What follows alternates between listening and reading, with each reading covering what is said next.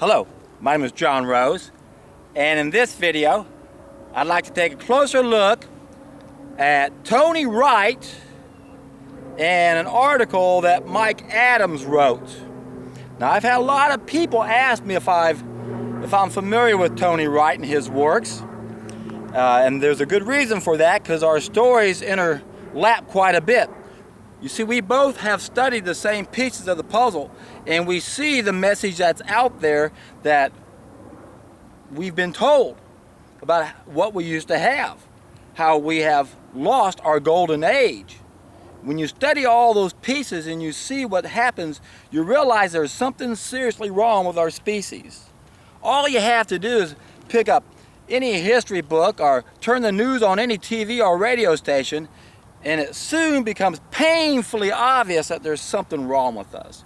Now, what I'd like to do is play part of a video from Tony Wright on YouTube, and I'm just going to come over here and turn on my tape recorder. I taped it before I came out here, and then I'm going to go to part of an article that Mike Adams wrote, and I'm just going to also play what he wrote, and I'm going to take bits and pieces from that article, but I'm just going to play back what I recorded. So I'm just going to come over here and hit the play button and let you guys enjoy what Tony Wright has to say. And remember, and interestingly, in the modern data, the left hemisphere is incredibly bad at context. It cannot juggle more than a couple of bits of information and put them into a coherent picture. That's something it's very deficient in. Hence, our modern science is called reductionist science. It's seen as a very good way of looking in detail. Actually, it's a symptom of pathology. It's because our neural system can no longer hold the whole picture all at once. Some people can. Some people have access, and they can juggle phenomenal amounts of information and kind of rearrange it in their minds. Typically, most people can't, and yet that's what's doing the science. So we have all this specialist data, and very few people talking to each other, and it's a problem that's acknowledged, it's known about, but it's not seen as a pathology, it's not seen as a symptom of a dysfunctional neural system. So I'd say, even addressing these questions, even the way we look at the data, you have to factor all that in to the possibility that we have a neurological condition. Again, it shouldn't be a threat. This shouldn't be something that we should be worried about. If our neural system is fully functional, what have we got to lose? It's just a sensible thing to do, surely, to check in once in a while that our primary equipment is as functional as it can be. That should be a sane thing to do. If there's any evidence whatsoever that there's even a moderate problem with our neural system, surely a sane response would be to seriously and thoroughly investigate it from as many perspectives as possible. Now, all I need to do is create, reasonable doubt. Well, I think there's not reasonable doubt, there's phenomenal doubt, there's overwhelming evidence there's a serious problem. And in fact, I'd go back to the earlier parts of what I said. I think the condition is so serious, it's like classic mental ill health. When you have a mild condition, typically you're aware you have a problem. If you have a very serious problem, like full-blown dementia or Alzheimer's, generally you're blithely unaware you've got a problem. And I think that's how bad it's got, that's how bad a situation we find ourselves in, through no fault of our own, by the way. I don't think nobody's to blame for this. And interestingly, that's echoed in these ancient traditions. They talk about this progressive slide and sliding into delusion to the point where we don't even know we're deluded anymore. We all understand the concept. I understand the concept of delusion. It doesn't help me one jot at all knowing whether I'm deluded or not. And that may be the situation we're in. However, there will be evidence. There must be evidence, or it's wrong. And I'd stand by that. There must be evidence in the modern reductionist science, for all its failings. It's generated mountains of data, and there will be a smoking gun there. Absolutely will be. But you have nothing to suggest at this point as to what that. Yeah, it's the 35:48 to the 38:33 minute mark. That was Tony Wright speaking in one of his videos, Oral Sex, Molecular Engineering, and the Fall from the Brain of Eden. You gotta like that, the fall from the brain of Eden. Again, every culture on this planet talks about a golden age where we didn't have the type of problems we have now, but then we did something and we lost that golden age. I'm convinced beyond any doubt, I know what it is. I have no question at all, because I'm one of those type of people who can take information from all different places and I can connect those dots. I have that ability. It was a gift that was given to me, and and it was told to me in 8th grade. They said, John, you have this gift. You haven't even made it to level 1 yet in math, and you're already at level 4. I can take pieces from all over the place and connect them in ways most of you guys can't. Now this also ties into an article rather that Mike Adams wrote, and I'm going to just play it also, and I'm going to go forward to that, and this will be me reading part of that article, and I skip around through the article, so if some of the sentences don't connect as well, it's because there may be a few paragraphs missing, but I'm going to go ahead and go forward to that section and let you guys listen to this. This ties into that article Mike Adams wrote in January 2011 on the 14th. A new measure of intelligence. Big picture thinking trumps narrow-minded expertise. The point of all this is that there exists a huge gap in the practical intelligence among the so-called smartest people in our society. Most people can't assimilate the big picture. What's lacking in these so-called smart people is the ability to see the bigger picture by assimilating information from a large number of seemingly unrelated sources. Or stated another way, even some of the most high IQ people around can't see the big picture because they got lost in the details. Your typical oncologist, for example, almost certainly can't hold an intelligent conversation about nutritional therapies to support immune function because he only thinks of antioxidants as interfering with the toxicity of his cancer poisons. Likewise, a typical virologist persistently looks at viruses as the cause of disease but forgets that viruses are opportunists, which can only propagate when the terrain is sufficiently vulnerable. Thus, the best defense against invading microorganisms is to change the terrain, the person being infected, rather than to try to rid the immediate area of all viruses. Memorization is not intelligence. My favorite physicist, Richard Feynman, was an especially gifted pattern assimilator. He was able to look far beyond the conventional boundaries of particle physics and grasp many of the non-intuitive interconnections between matter, energy, and nature of reality itself. On a more practical level, people like Gerald Celente and even Alex Jones are also phenomenally gifted pattern assimilators. It's not that they are ridiculously good at remembering a lot of facts and figures in one very narrow area of science or knowledge. Rather, it's the fact that these types of people are able to see patterns in world events and thereby interact with the world around them at a far higher level of understanding than most other people.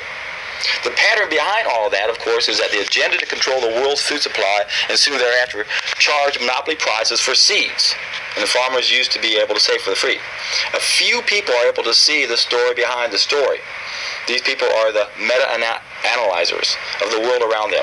They have what I call a wide-angle view, a big picture view, where they can bring in observational data from a very large set of observational events in order to infer greater understanding of the world around them. Joe Clemente can see the big picture of world finance. Author John Perkins is another big picture genius. Is another big picture genius in his own way for being able to see the patterns of government actions on a global scale. On the nutrition front, Dr. Richard Kunin is one of the most remarkable pattern assimilators you ever find. Alex Jones is one of the most astonishing assemblers of pattern out of chaos, and to see the underlying patterns behind the world events is truly amazing. And whether you agree with his conclusions or not, his mind is able to amass an extraordinary large amount of data from many sectors: health, freedom, police, state actions, legislative efforts, and so on, and then identify patterns that most other people would miss. This list is by no means exhaustive. There are many genius-level pattern assimilators in our world. They are rarely recognized for their talents. However, if any, those who get the big picture often deride or criticize for doing so. Connecting so many dots, it seems, is dangerous for your reputation. Those who have the most success in the sciences in particular are the ones who keep their heads down and focus on their own tiny little corner of study without asking any of the really big questions like, hey, where did this grant money really come from? I consider myself something of a pattern assimilator, as I see patterns from one area of knowledge often reflect in another. Okay, once again, that was Mike Adams at the very end saying I consider myself a gifted pattern assimilator. And I do the same myself. I know I have this gift. I can, when algebra to me is like child's play. I can look at a dozen numbers and just look at them and spin them around and connect them together in a way that most people can't. So when I connect dots and then people think I'm an idiot, it's really quite insulting to have somebody say they can't see what I see and then they think I'm wrong. Now this isn't my ego. Trust me, I've been aware of this for a long time, and I understand what my mission in life is. I understand that I'm going to be misunderstood all the time.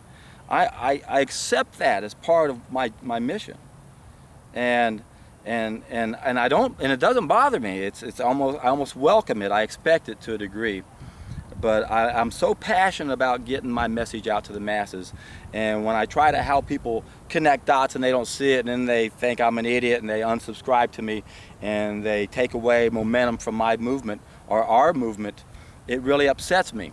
So pretty much everyone who unsubscribed to me in the last day or so because of some of the videos I put out, and who's ever unsubscribed to me before because of some of my videos I put out, is because you guys can't connect the dots. And you're a fool to not listen to someone who can connect the dots in a way that very few people have.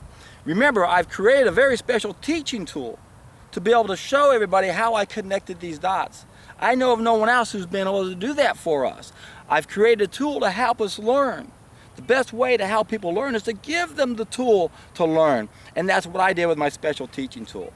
So if you haven't watched the Ultimate Schematic yet, please do that. This isn't that complicated.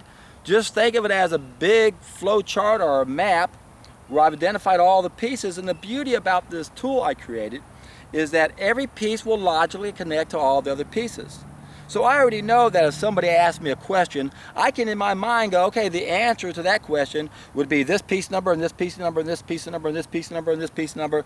It makes it look like I'm really smart, but I'm not that clever. I just have a map. You guys have access to this map also. Once you understand the 3 stages of knowledge, and that there are 3 stages on the right path and on the wrong path, then you'll be able to understand how to connect all these dots better. But the problem we all have is that our brains have been bombarded with bullshit. We have too many references that make us believe in the bullshit we've been told, and we don't have enough pieces of the puzzle together to understand how we're being manipulated and controlled. Because most people can't put more than a couple pieces together. So this is the struggle I'm having, waking up the people around the world, is that you guys have a much more difficult time connecting these dots. Now I already know the vast majority of the people that are following me on my channel are those that can connect the dots. That's why I appeal to you.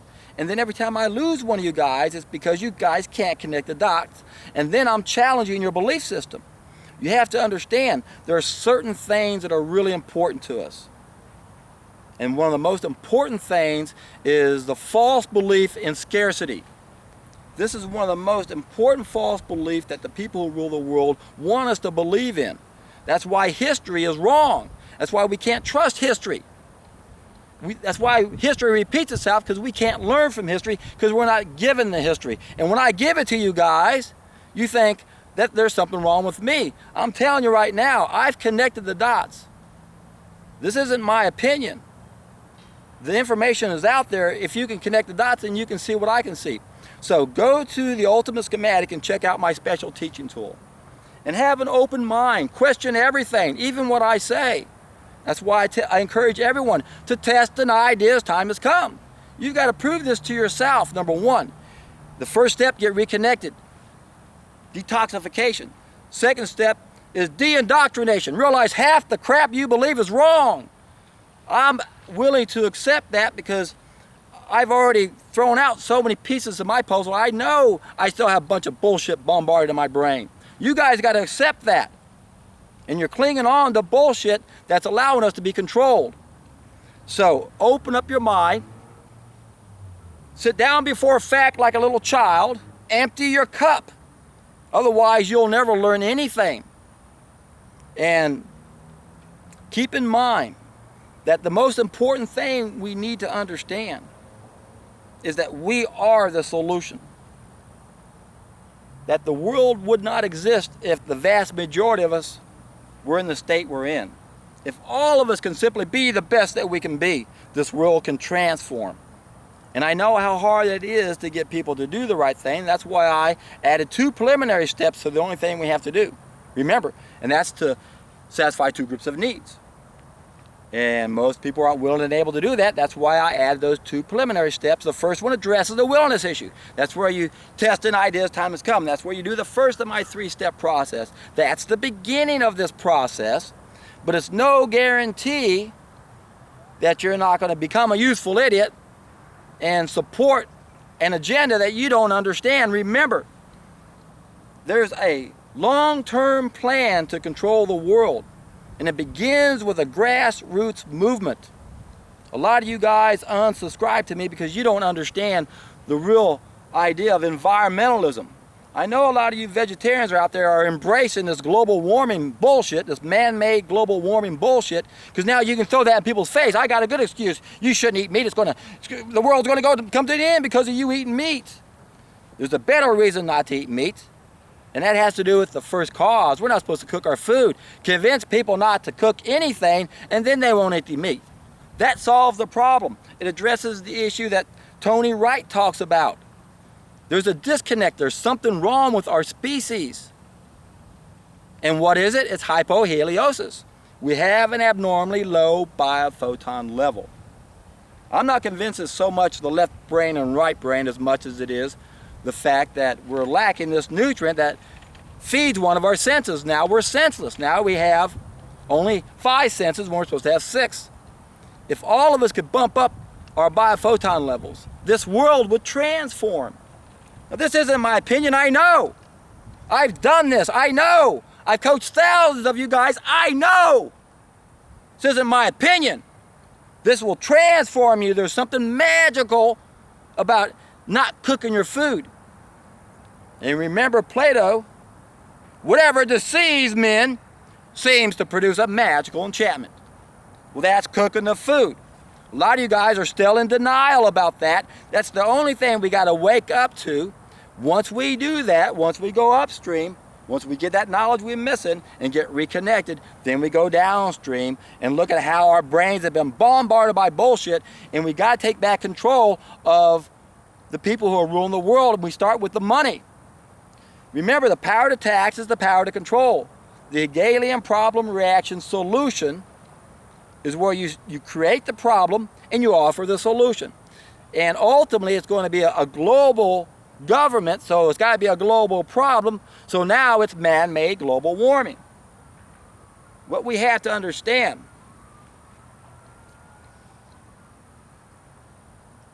is that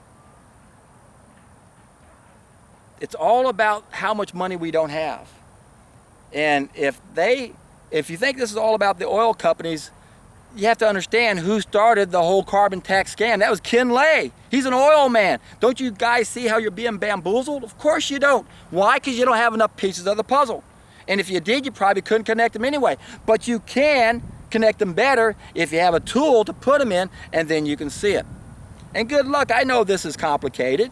I've been studying this for over 26 years. And it's all I do all day long. I've amassed almost 6,000 files, or over 6,000 files now. I study as many different things as I can because I know it's all related.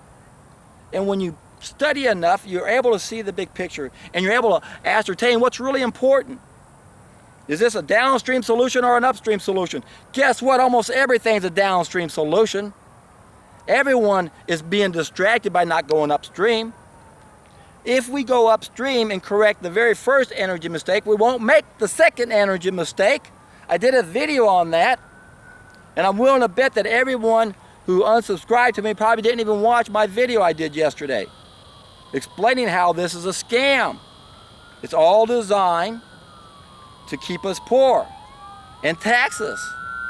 If we start putting global taxes on everything, everything's going to go up. That's how they control us. They got to keep, again, this goes back to the #1 illusion of scarcity. We live on an abundant planet. Germany and Japan proved that to the world, and they had to be demonized so we'd never figure that out. That's why we can't trust history. As Tolstoy said, history would be an extraordinary thing if only it was true. Why do you believe all the bullshit that's been bombarded in your brain? Why do you believe in the official story? If you believe in the official story of 9/11, for example, you're brain dead. And I say that because you have so much bullshit bombarded in your brain, you can't formulate an opinion other than reference back to the bullshit. You got too many references that support bullshit. So the first step, get reconnected. And once you do that, your mental clarity is going to come out of nowhere, and you're going to be able to analyze these things much better. And once those biophotons bump up, once you flush out that serpent that's inside of you, then you can go around and tell everybody else to do it, because they'll be in for a treat.